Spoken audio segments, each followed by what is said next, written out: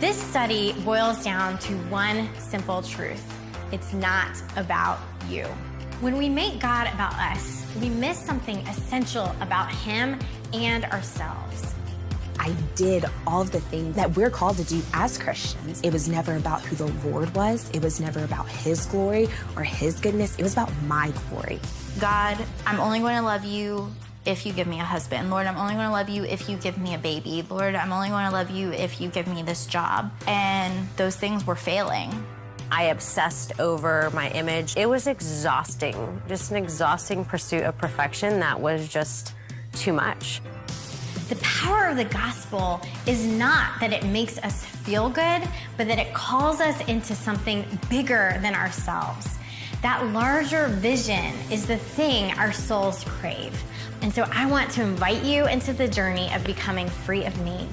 Not for the sake of looking like a good, perfect Christian, but because God created you for much, much more.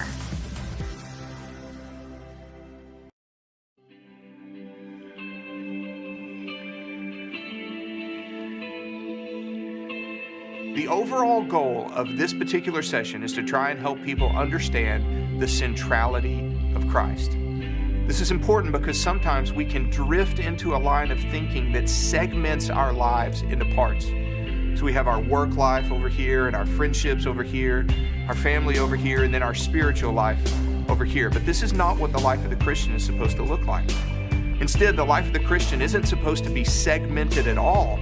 It's meant to look more like a wheel with Jesus being the element at the center, the hub that keeps everything else in its place.